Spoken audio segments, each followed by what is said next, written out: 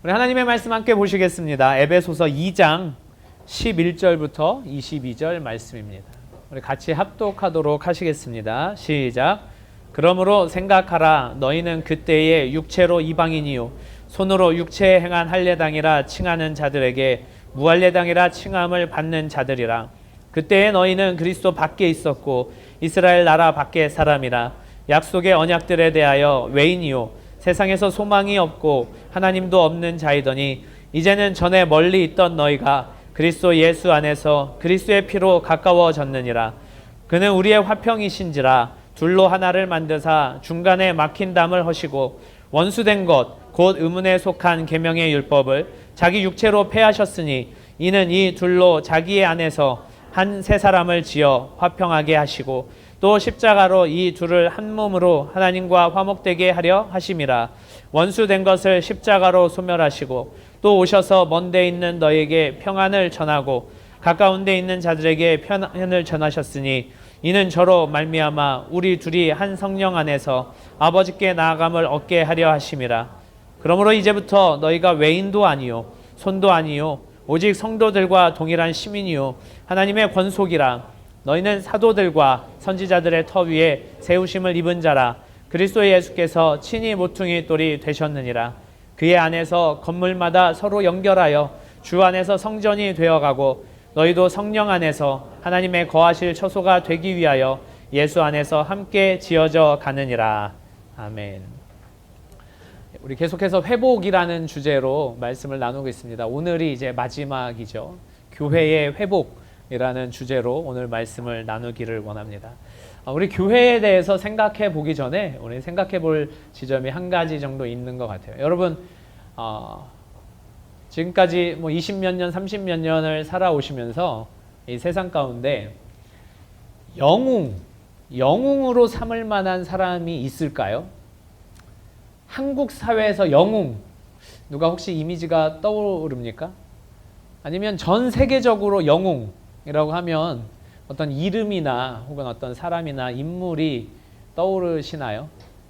어떤 사람은 아이언맨을 떠올리는 사람도 있을지도 모르겠고 혹은 스파이더맨을 떠올리는 사람도 있을지도 모르겠습니다. 과거에는 우리가 영웅 생각하면 힘이 넘치고 파워가 있고 능력이 있고 아주 강한 영향력으로 많은 사람들에게 직접적인 그 사람이 가지지 못한 그 초인적인 그런 힘을 가지고 직접적으로 다른 사람들을 도와주는 사람의 이미지가 영웅으로 남아 있었던 것 같습니다. 그런데요, 2001년 이후로 이 영웅이라는 개념이 우리 사회 전체에서 전 세계적으로 사회에서 이 영웅이라는 개념이 계속해서 바뀌어 왔던 것 같습니다. 2001년에 무슨 일이 있었습니까? 여러분 태어나기도 전이지는 않죠. 우리 여기 이제 고3 졸업한 우리 친구들 몇 년생이죠? 2001년생. 2001년생. 2000년대에도 사람이 태어났군요. 참고로 저는 1970년대생입니다. 뭐 알고 있었으면서 왜 그래? 네, 2001년에 무슨 일이 있었습니까? 2001년 9월 11일 9.11이 있었습니다. 9.11.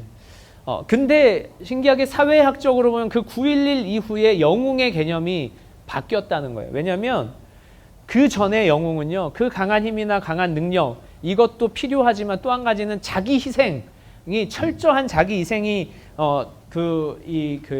있어야 했습니다. 그래서 나는 죽더라도 다른 사람을 살리고 내가 위험해지더라도 다른 사람을 위험으로부터 건져내는 그런 이미지. 나는 생각하지 않고 사회의 가치와 자기만의 어떤 사회에서 전체적으로 인정하는 그런 목표, 가치 이런 것들을 향해서 철저한 자기 희생으로 말미암아 또 자기의 능력으로 말미암아 그런 것들을 세워나가는 사람을 영웅이라고 할 수 있었는데, 그런데 2001년 9월 11일부터는요. 왜 그 이미지가 바뀌었냐면 그 9.11 테러를 일으킨 그 사람들이 사실은 이런 가치, 자기가 추구하는 가치, 자기가 추구하는 목표를 가지고 그것들을 이루기 위해서 자살 테러를 감행했던 거거든요. 우리는 다 테러리스트라고 이야기하고 우리는 다 인류의 적이라고 이야기를 하고 또 자유주의 체제를 망가뜨린 장본인들이라고 이야기들을 하지만 그 가치를 추구하는 이슬람 문화권, 이슬람의 일부 문화권 혹은 그 가치를 추구하는 그 목표를 추구하는 세계의 어떤 그 특별히 그 미국을 위시로 한 그 강대국의 자본주의 질서를 무너뜨리려고 하는 그 사람들에게는 영웅이 된 겁니다. 그러다 보니까 이 영웅의 개념이 바뀌어질 수밖에 없었던 거예요. 9.11 이후에 윌리엄 토마스라는 캐나다의 한 저널리스트가 이런 이야기를 했습니다. 그 사건을 토대로 해서 이런 이야기를 했어요. 자기 희생은 이제는 더 이상 영웅적인 가치가 아니라 아주 이기적이고 위험한 행동일 수 있음을 명심해야 한다. 그러니까 이런 다른 사람이 보기엔 영웅적인 가치들, 영웅적인 행동들, 영웅적인 어떤 자기 희생들 이런 것들이 다른 사람에게는 다른 가치를 추구하는 사람에게는 혹은 반대되는 가치를 목표를 추구하는 사람들에게는 아주 위험한 행동으로 나타날 수밖에 없다는 것을 지적한 말이 되겠죠. 그러므로 이제는 진정한 영웅은 어떤 위대한 가치와 목적을 위해서 물불을 가리지 않고 희생할 수 있는 사람이 아니라 그게 이제 진정한 영웅이 아니라 이제는 주어진 일상에서 건전한 사고를 가지고 사람들과 어울려 평범하게 살되 인류 전반적인 가치에 대해서 그 가치를 추구할 수 있는 용기를 가진 사람이 영웅 대접을 받는다고 이 저널리스트가 이야기를 했습니다. 다시 말해서 이제 우리 주변의 영웅은 더 이상 아이언맨이나 스파이더맨이나 혹은 누가 있습니까? 그런 초인적인 초능력을 가지고 있는 그런 사람들이 아니라 혹은 뭐 람보나 코만도나 너무 옛날 얘기를 하고 있는 거죠. 공감이 안 가시죠? 어쨌든 이런 정말 초인적인 그런 능력을 가지고 자기 희생을 가지고 인류를 구하기 위해서 뛰어드는 그런 사람들이 아니라 우리 주변에서 함께 삶을 살며 그러나 우리 전 인류가 공통적으로 추구하는 가치와 목표에 대해서 함께 추구하려는 목적을 가진 그런 용기를 가진 그런 사람들이 이제 영웅이라고 볼 수 있다는 겁니다. 그 영웅이라는 개념이 어떻게 여러분들 동의하시나요? 그런 차원에서 여러분들 주위에 혹시 영웅이 있나요? 그런 차원에서 보자면요. 우리 아버지가 영웅이 될 수 있습니다. 그런 차원에서 보자면 우리 선생님이 영웅이 될 수 있고요. 우리 선교사님들이 영웅이 될 수 있습니다. 우리 졸업생 리더들이 영웅이 될 수 있고요. 또 재학생 중에서도 정말 우리 함께 앞장서서 걸어가는 또 다른 사람들을 섬기며 가는 그런 사람들이 영웅이 될 수 있습니다. 에베소서 1장을 보니까요. 여기도 마찬가지로 어떤 영웅적인 그런 이미지를 좀 그려놓기는 했습니다. 21절, 1장 21절 말씀을 한번 볼까요? 모든 정사와 권세와 능력과 주관하는 자와 이 세상뿐 아니라 오는 세상에 일컫는 모든 이름 위에 뛰어나게 하시고 또 만물을 그 발 아래 복종하게 하시고 그를 만물 위에 교회의 머리로 주셨느니라. 복종, 뛰어남, 또 권세, 능력, 정사, 주관하는 자 이런 사람들보다도 더 뛰어나게 된 그분 예수 그리스도 그분이 통치자로 이 땅에 왔다는 걸 에베소서는 말씀을 하고 있습니다. 다시 말하면 우리가 방금 이야기했던 이 최근의 영웅의 어떤 가치나 모습들이 아니라 과거에 우리가 추구했었던 과거에 우리 머릿속에 있었던 그런 영웅의 그림들이 에베소서 1장 21절, 22절, 20절, 21절, 22절 말씀에 묘사되어 있는 거예요. 다시 말하면 우리에게 영웅은 과거의 개념으로 누구라고요? 예수님이라고 성경은 말씀하고 있습니다. 근데 여러분 지금까지의 삶을 통해서 과거의 영웅의 개념이든 지금의 영웅의 개념이든 예수님이 여러분들의 영웅이라는 이미지로 나타난 적이 있으십니까? 없어요. 별로 없습니다. 있는 분이 혹시 계실지 모르겠어요. 근데 저도 안 그랬던 것 같아요. 정말 우리를 어떤 어려움에서도 그냥 예수님 도와주세요 하면 그냥 어디선가 빵 하고 나타나가지고 우리를 그 위험에서 건져내는 그런 이미지가 아니었던 것 같습니다. 예수님이. 당연히 세상은요, 그런 예수님의 이미지를 기대하지 않아요. 당연히 예수님이 언젠가는 정말 이 세상의 모든 불의를 다 이렇게 망가뜨리고 다 깨뜨리고 예수님의 정의, 모두가 인정할 만한 예수님의 공의로 나타날 거야 라고 인정하지 않습니다. 당연히 예수님이 그런 영웅의 모습으로 세상 사람들에게는 그려지지 않습니다.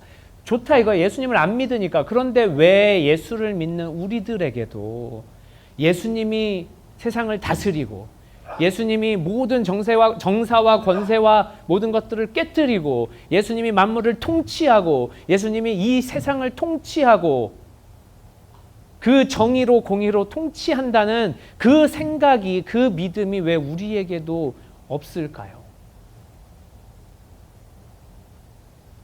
세상에서는 인정하지 않는다 하더라도 교회에서는 그 예수님의 통치를 인정해야 될 거 아니겠습니까? 세상 사람들은 그 통치를 인정하지 않는다 하더라도 우리 예수를 믿는 사람들에게는 그 통치가 나타나야 하는 것 아니겠습니까? 그런데 그렇지 못하다는 겁니다.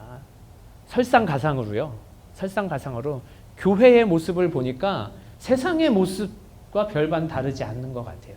아니, 어쩌면 더 악한 모습도 있는 것 같습니다. 더 이기적인 모습도 있는 것 같아요. 더 자기 것만 추구하는 모습도 있는 것 같습니다. 더 자기 밥그릇을 챙기려는 모습도 있는 것 같습니다. 세상보다 오히려 교회가 더 타락하고 세상보다 오히려 더 세속적이고 세상보다 더 미움과 시기와 질투와 온갖 죄들이 다 있는 것 같은 그런 느낌도 있어요. 그러니까 많은 사람들이 가난한 성도가 됩니다. 혹시 춥지 않으면 이거 좀 끌 수 있을까요? 제가 좀 너무 더워가지고 히터만 좀 꺼주시기 바랍니다. 그러다 보니 가난한 성도가 돼요. 가난한 성도가 왜 가난한 성도가 되는지 아십니까? 교회를 다니는 게 나의 신앙생활에 도움이 안 될 것 같다라는 생각으로 교회를 안 나가는 거예요. 교회라는 제도권 안에 들어오는 게 오히려 더 하나님과 나의 사이를 방해하는 것 같다. 교회 안에 와서 신앙생활 하는 게 하나님과의 동행을 방해하는 것 같다. 그러니 나는 교회에 나가지 않겠다. 안 나가를 거꾸로 가나안이 되는 겁니다. 그러니 가나안 성도가 더 많아지는 게 이해가 될 법도 하죠. 근데 그러면 언제 이 하나님의 통치가 우리 안에 나타나겠습니까? 종말에 나타날까요? 예수님이 재림했을 때 나타날까요? 여러분 그런 믿음이 있습니까? 야, 언젠가는 그래도 예수님이 재림하시면 세상의 모든 불의와 모든 이 문제들과 모든 고통과 모든 환난 이런 거 다 깨뜨리고 당신의 나라를 건설하실 거야. 기쁨과 희망과 행복이 충만한 그 나라를 건설하실 거야. 그 믿음 있으십니까? 그래서 그 마라나타의 믿음을 가지고 신앙생활 하고 계시는가요? 진짜 종말에 이와 같은 일이 나타날까요? 대답이 없으세요. 아니, 눈이 나타날 겁니다. 전도사님이라고 말하는 사람이 아무도 없네. 기대했건만. 저는 믿습니다. 예수님이 마지막 날에 이 땅에 오시면 결국 이 땅의 모든 세속적인 것들과 불의한 것들과 또 더러운 것들과 다 깨끗해지고 정말 하나님의 온전한 통치가 나타날 것을 저는 분명히 믿습니다. 여러분들이 뭐라고 하든지 간에 저는 그렇게 믿습니다. 온갖 뒤틀린 것들, 온갖 왜곡된 것들, 온갖 시기와 질투와 미움들, 교회 아니건 교회 바뀌건 세상에 나타나는 모든 그런 세속의 가치들이 다 깨뜨려지고 그리스도께서 재림하신 그리스도께서 온전케 하실 것을 저는 온전히 믿습니다.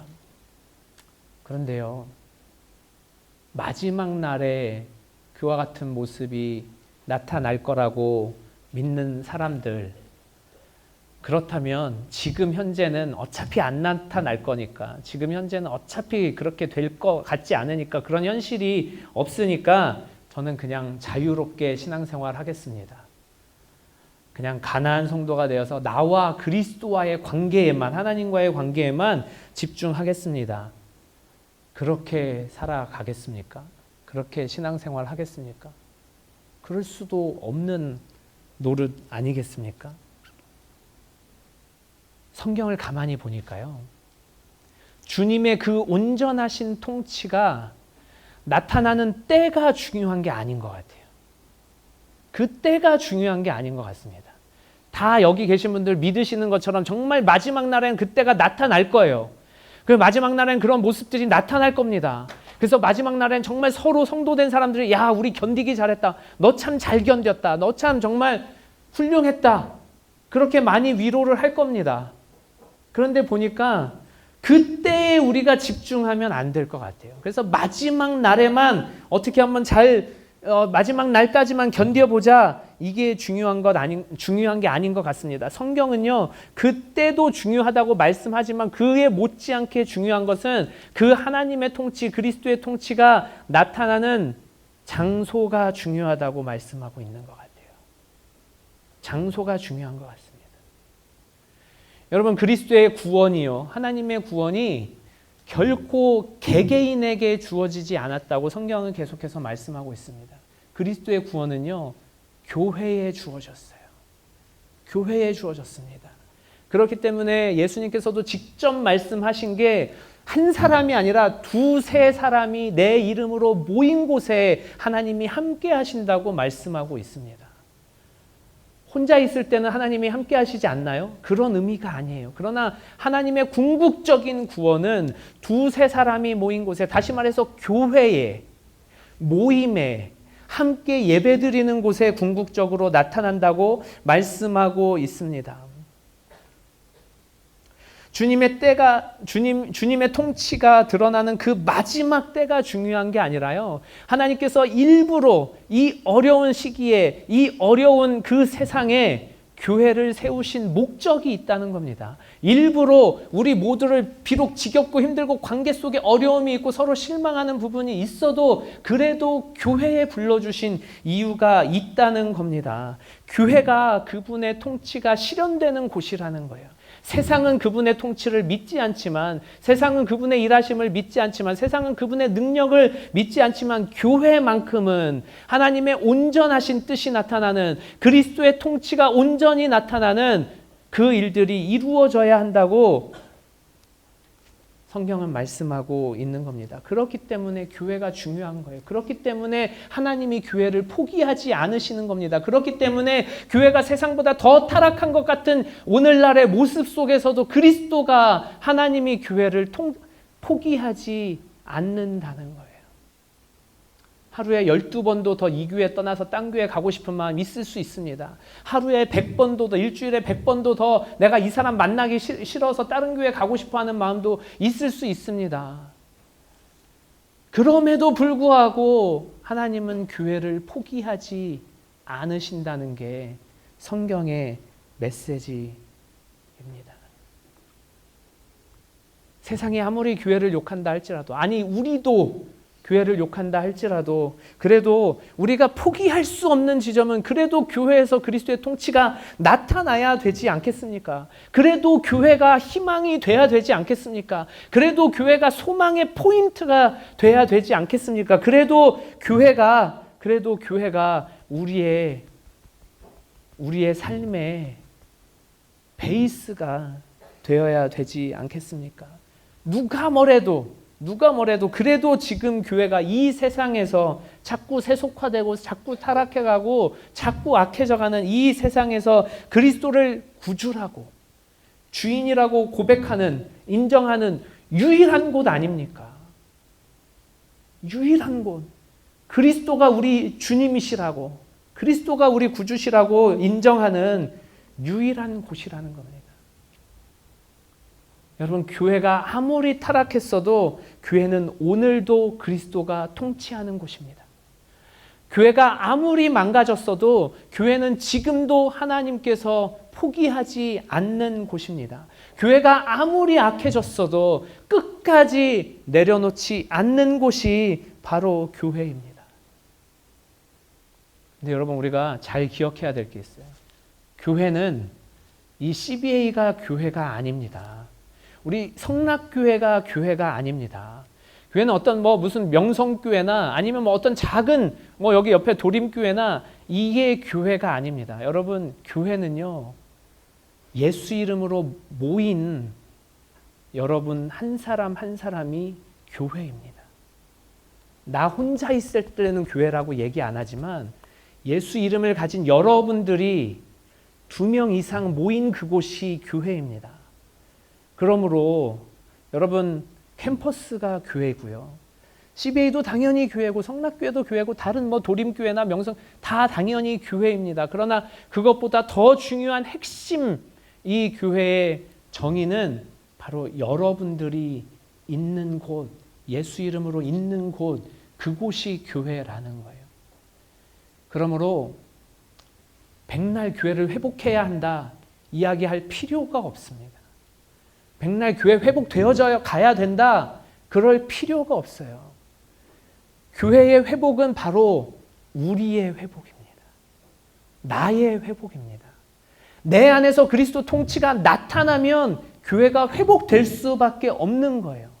내가 모인 이곳에서 그리스도의 통치가 나타나면 우리 교회가 당연히 회복될 수밖에 없는 겁니다. 그런데 내 안에서 그리스도의 통치가 나타나지 않으니까 CBA에서 그리스도의 통치가 나타날 방법이 없는 거예요. 성락교회에서 그리스도의 통치가 나타날 방법이 없습니다.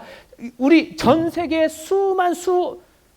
수십만 개의 교회에서 그리스도의 통치가 나타날 방법이 없게 되는 겁니다. 내가 그리스도의 통치가 나타나야, 그래야 교회에서 그리스도의 통치가 나타나게 되는 것 아니겠습니까? 내가 망가져 있기 때문에 교회가 망가져 있는 거고요. 내가 타락해 있기 때문에 교회가 타락해 있는 거고요. 내가 세속된 가치를 추구하고 있기 때문에 교회가 세속된 가치를 추구할 수밖에 없는 겁니다. 그런데 여러분, 한 가지 명심하셔야 될 게 있어요. 한 가지 명심하셔야 될 게 있습니다. 하나님은 교회를 포기하지 않으신다는 거예요. 그 말은 무엇이겠습니까? 하나님은 여러분들을 포기하지 않으신다는 겁니다. 하나님은 이 자리에 한 사람 한 사람을 포기하지 않는다는 거예요. 내가 타락한 것 같아도, 내가 게으른 것 같아도, 내가 너무나도 악한 것 같아도 내 마음속 깊은 곳에 있는 나의 의도가, 나의 숨겨진 의도가 너무나도 이기적이고 너무나도 악하고 너무나도 더러운 것 같아도 하나님은 그런 여러분들을 포기하지 않으신다는 거 기억하셔야 됩니다. 우리가 찬양을 했습니다. 여러 번 찬양을 했습니다. 찬양을 하면서 정말 너무나도 마음 가운데 은혜가 됐습니다. 하나님께서 계속해서 여러분들에게 말씀하고 계시는 거, 나에게 말씀하고 계시는 거, 우리에게 말씀하고 계시는 게 뭐냐면요, 우리를 자녀라 하신다는 겁니다. 어느 부모가 자녀를 포기합니까? 어느 부모가 자녀를 내버려 둡니까? 어떤 부모든지 간에 자기가 할 수 있는 최선의 것들을 자녀에게 주려고 합니다. 혹 그게 하나도 없더라도 자녀를 포기하지 않아요. 간혹 이 땅에서는 그와 같은 신문 기사를 보기도 합니다. 그런데 하나님은요, 여러분들 한 사람 한 사람을 너무나도 사랑하시고 너무나도 소중히 여기셔서 계속해서 예배에 올 때마다, 하나님 앞에 나올 때마다, 성경으로 돌아갈 때마다 날 자녀라고 인정해 주시는 분이 하나님이십니다. 저는 저 찬양을 어떤 분들은 여러 번 반복해서 혹시 지루했거나 싫었을 수 있을지 모르겠습니다. 저는 100번이고 반복하고 싶어요. 나같이 악한 자도, 나같이 부족한 자도, 나같이 연약한 자도, 나같이 정말 하나님 앞에 설 수 없는 자도 하나님께서 지금도 올 때마다 날 자녀라 하시네. 그 고백을 계속해서 들려주십니다. 날 자녀라 하시네. 날 자녀라 하시네. 우리 맨날 까먹으니까, 우리 맨날 하나님의 사랑을 까먹으니까, 하나님의 자녀됨을 까먹으니까 올 때마다 우리를 자녀라 해주시는 겁니다. 그게 우리에게 희망이요 소망이에요. 그게 교회에서만 나타난다는 겁니다. 어디를 가도 하나님이 여러분을 자녀라고 하시는 데 있습니까? 학교를 가면 야, 하나님이 너희 아버지셔 이렇게 이야기하는 데 있습니까? 아무리 좋은 직장에 들어가도 야, 하나님이 너를 자녀라 하셔, 너 사랑하셔 이렇게 이야기하는 곳 있습니까? 아무리 좋은 가정이라도 믿음의 가정이 아닌 이상 야, 하나님이 널 자녀라 하셔 이렇게 이야기하는 곳 있습니까? 오직 교회만이 하나님이 너의 아버지시고 너는 그분의 자녀야 라고 말씀하고 있지 않습니까? 그런데요, 여러분, 이 포인트, 이 지점, 정말 하나님이 여러분들 포기하지 않으신다는 것, 하나님이 계속해서 여러분들을 사랑하신다는 것, 하나님이 계속해서 여러분들을 자녀라고 인정해 주신다는 것, no matter what, 내가 어떻든지 간에 하나님은 나를 자녀라고 하신다는 것. 여러분들이 회복돼야 교회가 회복됩니다. 여러분들이 회복돼야 모임이 회복됩니다. 여러분들의 삶에서 그리스도의 통치가 나타나야 우리 CBA의 모양에서, 모습에서 그리스도의 통치가 나타나는 거고요. 우리 성락교회의 모양에서, 모습에서 그리스도의 통치가 나타나는 겁니다. 회복되어져야 합니다. 그래서 정말 이 회복의 깊이가 깊어지고 회복의 이 그 강성이 강해져서 정말 하나님께서 우리를, 교회를 세우신 그 이유, 하나님을 예배하고 하나님을 전하고 성경으로 양육하고 그리스도의 제자로 양육하고 또 서로 봉사하고 사랑의 교제가 있는 것까지 회복되어야 그게 온전한 교회의 회복으로 나타날 수 있다는 겁니다. 근데 여러분, 그것이 우리의 의무가 돼야 되고 우리의 어떤 목적이 돼야 되고 우리의 핵심 가치가 되어야 된다고 말씀드리는 건 아니에요. 회복되어야 하지만 가장 먼저 선행되어야 했던 건, 그것은 오늘 이 본문 말씀에서 이야기했던 것처럼 그리스도가 하나님과 우리 사이를 화평케 하심으로 하나님께서 우리를 자녀 삼으시고 그 자녀의 관계, 부자지간의 관계를 그 어떤 것도 끊을 수 없다고 말씀해 주신 것을 기억하셔야 합니다. 그리고 하나님께서 하나님과 우리의 관계뿐만 아니라 우리 안의 관계도 회복시켜 주셨다는 것, 화평케 해주셨다는 것을 기억했으면 좋겠습니다. 저는 그래서 바라는 게 있습니다. 내년 한 해 우리 CBA에서, 우리 성락교회에서 정말 이 사랑의 관계들이 그리스도께서 풀어주신, 그리스도께서 해결해주신, 그리스도께서 이어주신 이 사랑의 관계들이 풍성하게 나타나기를 바라는 거예요. 그게 교회 아니겠습니까? 가족들이 모이면 때론 어려울 때도 있죠. 때론 힘들 때도 있습니다. 관계에 따라서 불편할 수도 있습니다. 그러나 그 가족이 주는 그 위안과 위로의 가장 큰 핵심은 뭐냐면 내가 무슨 짓을 해도 이 가족의 구성원에서 떨어지지 않는다라는 그 의식, 그 마음이 있기 때문에 가족이 위로가 되는 거예요. 특별히 아주 어려움을 겪을 때 가족이 위로가 되는 겁니다. 저는 우리 교회가, 우리 CBA가 그와 같은 위로가 되었으면 좋겠어요. 무슨 일을 하더라도 그래도 내가 이 공동체에서 떨어지지 않는다. 그래도 내가 여기 가면 쉴 수 있다. 내가 여기 가면 그래도 하나님의 사랑을 느낄 수 있다. 하나님의 은혜를 느낄 수 있다. 이 마음을 갖기를 원합니다. 그러므로 당연히 우리 교회는 회복되어야 합니다. 여기서 말하는 우리 교회는 온 한국 교회를 이야기하는 거예요. 아니, 온 세계 교회를 이야기하는 겁니다. 그리고 우리 성락교회를 이야기하는 거고요. 우리 CBA를 이야기하는 겁니다. 회복되어야 합니다. 그러기 위해서 여러분들이 그리스도의 통치가 나타나는 삶으로 회복되어지기를 예수 이름으로 부탁드리겠습니다. 이 시간 같이 기도하겠습니다. 하나님, 내 안에서 그리스도의 통치가 나타날 수 있도록 도와주시옵소서. 내가 그것을 가지고 나아가는 자 될 수 있도록 도와주시옵소서. 위해서 기도하시고 하나님, 우리 CBA에서 그리스도의 통치가 나타나는 데까지 회복할 수 있도록 도와주시옵소서. 특별히 이곳이 정말 그리스도의 자녀들이 모였으니, 하나님의 자녀들이 모였으니 정말 한 가족 같은 온전한 교회, 온전한 공동체 이루어 나갈 수 있도록 도와달라고 우리 한 목소리로 기도하시겠습니다.